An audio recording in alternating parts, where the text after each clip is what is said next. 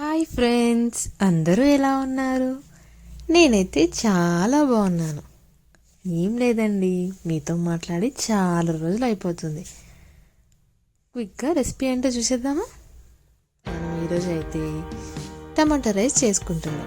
మరి కార్తీక మాసంలో బిర్యానీలు అవన్నీ తినాం కదా, సో బిర్యానీ ప్లేస్లో పన్నీర్ రెసిపీ కాకుండా డిఫరెంట్గా టమాటా రైస్ చేసుకుందాం.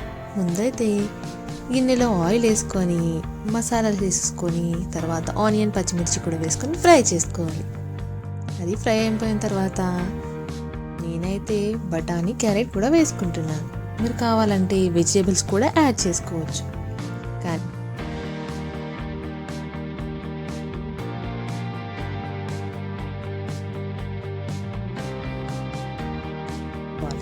తర్వాత కొత్తిమీర పుదీనా కూడా వేసుకొని బాగా ఫ్రై అయిన తర్వాత అందులో పసుపు కూడా యాడ్ చేసుకోవాలి. పసుపు వేసుకున్న మన మెయిన్ ఇంగ్రీడియంట్ అయిన టమాటా కూడా వేసుకొని మంచిగా కలుపుకొని కొంచెం సాల్ట్ వేసుకొని మూత పెట్టి కొద్దిసేపు ఉడకనివ్వాలి.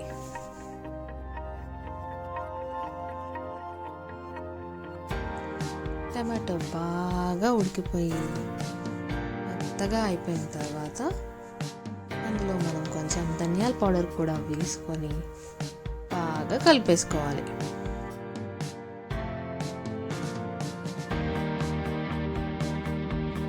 ఇలా ప్రిపేర్ చేసుకున్న మసాలాలో మనం ముందుగా నానబెట్టుకున్న ఒక 2 గ్లాస్ ఆఫ్ రైస్ని వేసుకొని రైస్ని కూడా బాగా ఫ్రై చేసుకోవాలి.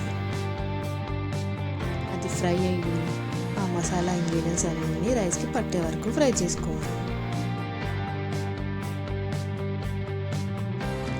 తర్వాత ఆ రైస్లో 1:2 రేషియోలో వాటర్ వేసేసుకొని బాగా కలుపుకొని దానిపైన మూత పెట్టేసి మంచిగా ఉడకనివ్వాలి.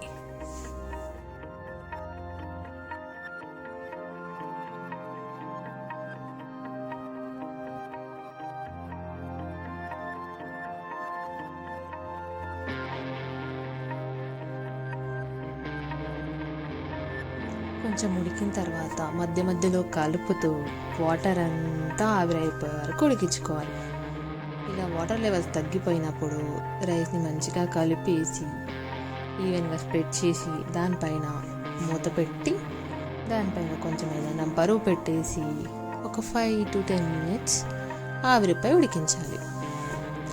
అలా మంచిగా ఉడికిన తర్వాత వాటర్ అన్నీ ఆవిరైపోయిన తర్వాత ఇలా మూత ఓపెన్ చేసి చూస్తే మన వేడి వేడి టమాటో రైస్ రెడీ. మరి మీరు కూడా ట్రై చేసి టేస్ట్ ఎలా ఉందో కామెంట్ చేయండి. Thank you for watching. Please like, share, subscribe. Okay, bye. Subscribe చేయడం మర్చిపోకండి.